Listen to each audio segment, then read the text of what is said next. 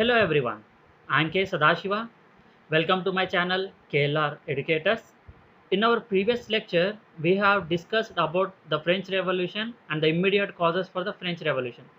So I told you in the previous class that we are going to continue these immediate causes in our next video also. So today also we are going to discuss some of the immediate causes that led for this French Revolution. And please guys, if you like my channel, please give a like to my video, please subscribe my channel and share these videos to your friends who are preparing for many types of competitive examinations. As announced earlier, we are running the course on modern Indian history on every Thursday and world modern history on every Sunday. So because of some circumstances, today on this Thursday we are uploading the video regarding world modern history. So this is the lecture 11 of the world modern history, and we are going to continue with the immediate causes of the French Revolution. And I hope you are making a running notes which will be very much useful for your revision. So let's start with our today's lecture. So these are the topics which we are going to cover in our lecture. We have done with the English Revolution, American Revolution, and now we are discussing the French Revolution.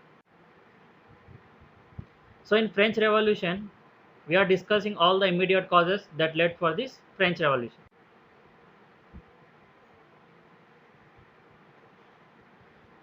So in our previous lecture, we have discussed until the formation of the National Assembly. So today we are going to discuss from the formation of the National Assembly, the events that happened after the formation of the National Assembly. If you haven't watched that previous video, I request you guys go back, watch that video first, and later you come back and watch this video. So on 16th June 1789, the people assembled at tennis court and they formed the National Assembly of France. So finally on 16th June 1789, what the people of France did, as they were not allowed into the Versailles palace, they assembled at tennis court and they formed a National Assembly. So on 27th June, the King Louis XVI gave recognition to the National Assembly. As soon as the people of the Third Estate, means the people who belong to Third Estate, when they assembled at tennis court and formed the National Assembly, there was no other option left with the King Louis XVI, and so on June 27th, he gave recognition to this National Assembly. Feudalism and serfdom was abolished, means the landlord system and the many people who were controlling most part of the lands or agriculture, now all the system is abolished and there will be no more feudalism and serfdom in French society. So end of privilege based system. So lot of privilege was given to first estate and second estate people. That kind of privilege will be abolished. Tithe was also abolished. The tax which was collected from the third estate people, 1/10 of their produce, has to be paid as tithe. So that tithe was also abolished. So on 9 July 1789, this National Assembly was transformed into Constituent Assembly. So on 9 July 1789, this National Assembly was later converted into Constituent Assembly.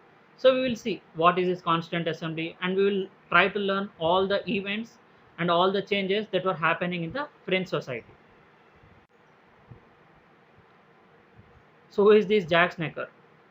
Remember his name, he is very much important.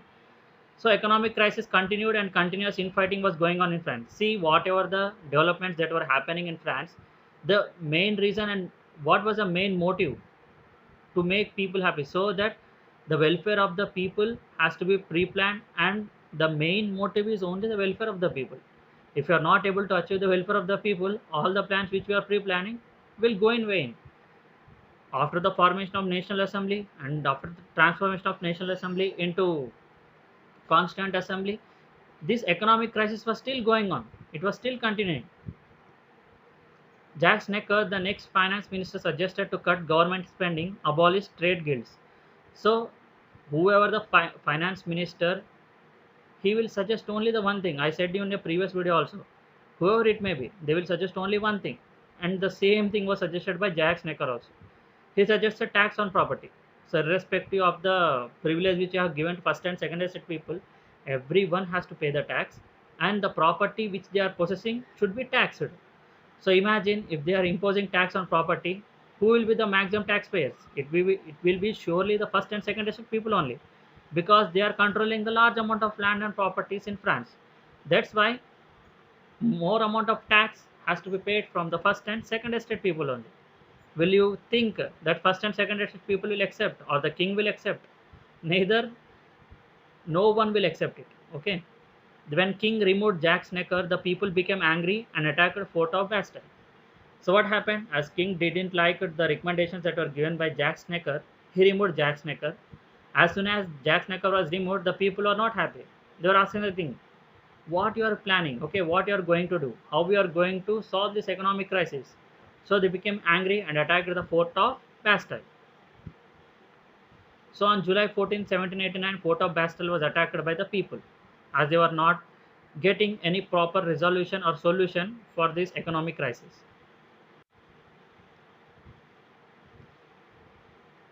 So in this image you can see the formation of the National Assembly, which was finally converted into Constituent Assembly. So this is one of the image of that National Assembly that was formed in that French society in the year 1789. So they declared independence, and that's why 14th July is celebrated as a French Independence Day. See what the people did: as soon as they attacked the fort of Bastille, they declared 14th July as the Independence Day. Means on 14th July, what the French people declared? They declared themselves independent. Now we are not working under anyone. We are not under control of anyone. We are independent now. That is why every year 14th July is celebrated as French Independence Day. On 26th August 1789, Declaration of Rights of the Citizen. So as soon as the country became independent, they gave some of the rights to its citizens. So it was declared on which date? It was declared on 26th August 1789. So no more privilege based system. As you know, there was no more estates, so there was no more privilege given to anyone. In 1791, the French became constitutional monarchy. The king lost power of legislation but still had suspensive veto. See, the monarchy is there still in France. Now it is a constitutional monarchy. The same thing which is there in Britain present. They are also constitutional monarchy. Okay, even if they are having prime minister, even they are having what you call a constitution, they are having a monarchy, a queen. The same way in 1791, this constitutional monarchy was established in France, but king lost all the power. He had only one power, the suspensive veto, which is very much useless. In October 1791, Legislative Assembly was formed and thus separation of power between center and states. So finally in October 1791, what happened? Legislative Assembly was formed. Okay, a legislature has been framed, a legislative assembly has been formed, and thus the separation of power between center and states. So, okay, looking at this picture, you will be imagining a kind of war is going on. Okay, we will see which war it is and why it took place. In 1719 to 1792, looking all these developments in France, the other European kings didn't like it and they wanted to stop these policies. If not, some other day it will affect them. See, if these much of developments are going on in France, this much of drastic changes are going in France, if in case France develops, the remaining people who are staying in other European countries, they too demand the same thing.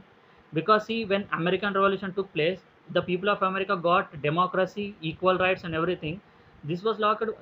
This was very much liked by these French people. That's why they were demanding all these things in France also. The same way France develops, if people are enjoying all the rights that are given by their constitution, by their government, the remaining European countries will also demand the same. That is why the European kings were feared. They were scared because if we allow the France to develop more and more, it may adversely affect our people, and they may come one day or some other day they will come and fight against us. So better to stop these policies now only. So it was a time for all the European countries to come together. So all the European countries formed a coalition popularly known as First European Coalition. So they formed a group and it is known as the First European Coalition. So War of Coalition was the first attempt by the European monarchies to defeat the French First Republic. As soon as the French became republic, it was not liked by the other European kings. So they formed European Coalition. So War of Coalition took place, which is also known as War of Valmy. And in this war, the European monarchies tried to defeat the French, but they were defeated in the hands of the French Republic. So they were not successful in beating the France.